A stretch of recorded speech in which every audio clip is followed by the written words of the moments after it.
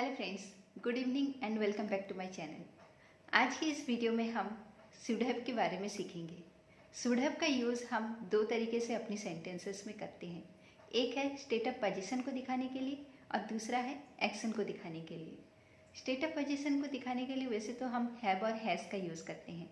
जैसे कि I have 2 pencils, मेरे पास 2 पेंसिल्स हैं। उसके बहुत सुंदर बाल हैं। शी हैज़ ब्यूटीफुल हेयर, उस आदमी के पास बहुत पैसा है। That man has lots of money. तो फिर हम शुड हैव का यूज़ कहाँ पे करते हैं? आइए चलिए इसके बारे में जानते हैं इस वीडियो में। शुड का मतलब होता है चाहिए और हैव का मतलब होता है पास होना। तो शुड हैव का मतलब हो गया पास होना चाहिए। अगर आप किसी को एडवाइस देने के तौर पे या फिर सजेशन देने के तौर पे कुछ बोलते हैं कि आपके पास ये होना चाहिए या फिर वो होना चाहिए, तब हम उस केस में शुड हैव का यूज़ करते हैं। यहाँ पे हम कोई एक्शन को शो नहीं कर रहे हैं, तो यहाँ पे हमको वर्ब का यूज़ नहीं करना है। यहाँ पे हमको शुड हैव के बाद नाउन को शो करना है। इसको सेंटेंस में यूज़ करने का रूल है, पहले सब्जेक्ट, फिर शुड हैव और लास्ट में हमको ऑब्जेक्ट को शो करना है। For example, she should have 3 years of experience to get this job. इस जॉब को पाने के लिए उसके पास 3 साल का एक्सपीरियंस होना चाहिए। If you want to enroll yourself in that course then you should have enough money. अगर तुम उस कोर्स को करना चाहते हो तो तुम्हारे पास बहुत पैसा होना चाहिए। You should have all ingredients to prepare that dish. उस खाने को बनाने के लिए तुम्हारे पास सब इंग्रेडिएंट होना चाहिए। The important thing is that the man should have a purpose in life. Important बात यही है कि लोगों के पास लाइफ में एक पर्पस होना चाहिए। और नेगेटिव सिचुएशन को दिखाने के लिए हमको शुड के बाद नॉट का यूज़ करना है और उसके बाद हमको हैव का यूज़ करना है। इसको सेंटेंस में यूज़ करने का रूल है, पहले सब्जेक्ट, फिर उसके बाद शुड, फिर नॉट, फिर हैव और लास्ट में हमको ऑब्जेक्ट को शो करना है। For example, you shouldn't have any evil companion in your life. Companion का मतलब होता है साथी और इविल का मतलब होता है बुरा। तो तुम्हारे लाइफ में कोई बुरा साथी नहीं होना चाहिए। You shouldn't have mobile in this time. इस समय तुम्हारे पास कोई मोबाइल नहीं होना चाहिए। If you want to get success in your life you shouldn't have any ego. अगर तुम लाइफ में सक्सेस पाना चाहते हो तो तुम्हारे पास ईगो नहीं होना चाहिए। We shouldn't have any trouble. हमें कोई परेशानी नहीं होनी चाहिए। आप इसको ऐसे भी लिख सकते हैं या बोल सकते हैं, we should have no trouble. और इंटरगेटिव सिचुएशन के लिए हमको पहले शुड का यूज़ करना है, फिर सब्जेक्ट का और फिर उसके बाद हमको हैव का यूज़ करना है। फॉर एग्जाम्पल, क्या तुम्हारे पास इस समय मोबाइल होना चाहिए? Should you have mobile this time? क्या तुम्हारे पास उस घर को खरीदने के लिए बहुत पैसा होना चाहिए? Should you have lots of money to purchase that house? क्या तुम्हारे पास ईगो होना चाहिए? Should you have ego? क्या तुम्हारे पास अच्छे मार्क्स होना चाहिए? Should you have good marks? क्या तुम्हारे पास एक अच्छी सी फैमिली होनी चाहिए? Should you have a beautiful family? Interrogative sentence को हम WH वर्ड के साथ भी बना सकते हैं। तो इसके लिए पहले हमको WH वर्ड का यूज़ करना है, फिर सब्जेक्ट, फिर उसके बाद शुड हैव और लास्ट में हमको ऑब्जेक्ट को शो करना है। जैसे कि why he should have a lot of money. उसके पास क्यों बहुत सारे पैसे होने चाहिए। Why you should have a mobile in this age. तुम्हारे पास इस एज में क्यों मोबाइल होना चाहिए। जैसे हम इमेजिनरी सिचुएशन को शो करने के लिए वुड हैव या फिर कुड हैव का यूज़ करते हैं, उसी तरह हम इमेजिनरी सिचुएशन के लिए शुड हैव का भी यूज़ करते हैं।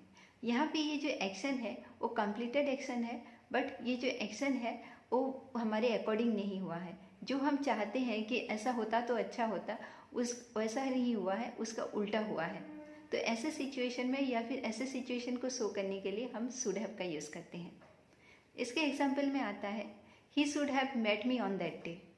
उसको मुझसे उस दिन मिलना चाहिए था। You should have come on my birthday. तुमको मेरे बर्थडे में आना चाहिए था या फिर जन्मदिन में आना चाहिए था, लेकिन वो मेरे जन्मदिन में आया नहीं है, तो इसीलिए हमने यहाँ पे शुड हैव का यूज़ किया है। यहाँ पे ये जो एक्शन है ये कंप्लीटेड एक्शन है, बट हम जैसा चाहते थे होना चाहिए था वैसा हुआ नहीं है, उसका उल्टा हुआ है। I should have reach there on time. मुझे वहाँ पे सही समय पे पहुँचना चाहिए था, बट मैं वहाँ पे सही समय पे पहुँची नहीं हूँ। मैं लेट हो गई हूँ, बट मुझे वहाँ पे सही समय पे पहुँचना चाहिए था। तो इस केस में हम शुड हैव का यूज़ करेंगे। You should have told me this earlier. तुम्हें मुझे इसके बारे में पहले बताना चाहिए था। और नेगेटिव सिचुएशन को दिखाने के लिए हमको शुड के बाद नॉट का यूज़ करना है, फिर हैव का यूज़ करना है और उसके बाद हमको वर्ब के थर्ड फॉर्म का यूज़ करना है।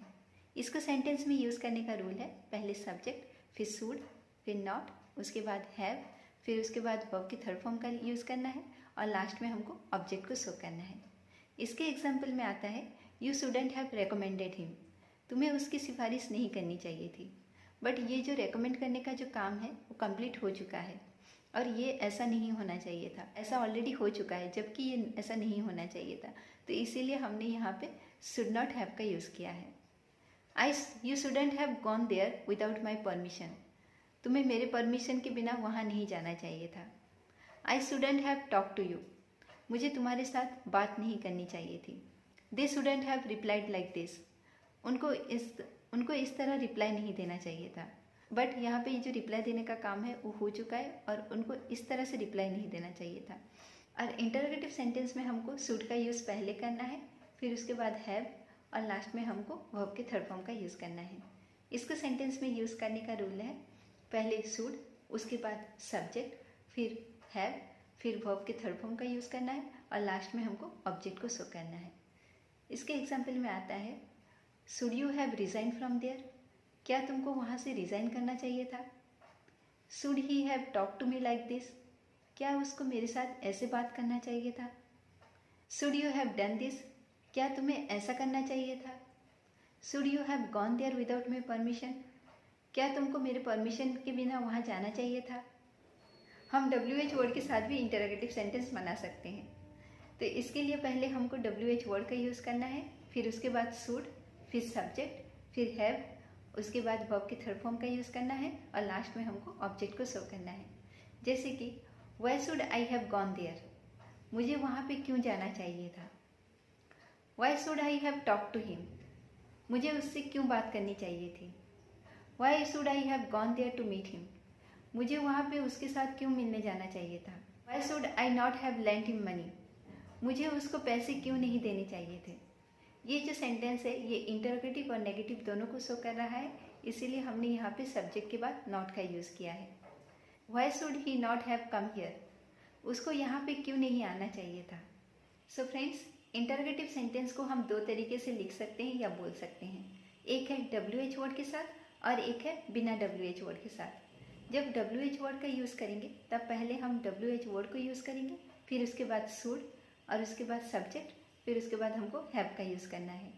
अब बिना WH वर्ड के साथ हम जब इंटरोगेटिव सेंटेंस फ्रेम करेंगे तब हमको पहले शुड का यूज़ करना है, फिर सब्जेक्ट और उसके बाद हमको हैव का यूज़ करना है। सो फ्रेंड्स, आज के वीडियो में हमने देखा कि हम शुड हैव का यूज़ दो तरीके से अपने सेंटेंसेस में कर सकते हैं। एक है स्टेट ऑफ पोजीशन को दिखाने के लिए, जहाँ पे हम प्रेजेंट के पोजीशन को शो करते हैं, और दूसरा है एक्शन को दिखाने के लिए। तो यहाँ पे ये जो एक्शन है ये कंप्लीटेड एक्शन है, बट ये जो एक्शन है ये वैसा नहीं हुआ है जैसा होना चाहिए था, ये उसका उल्टा हुआ है। तो इन दोनों कंडीशन में या इन दोनों सिचुएशन में हम शुड हैव का यूज़ करते हैं। I hope you liked this video and you must have enjoyed watching it. So that's all about today's video. See you in our next video with a new topic. Till then, bye. Take care.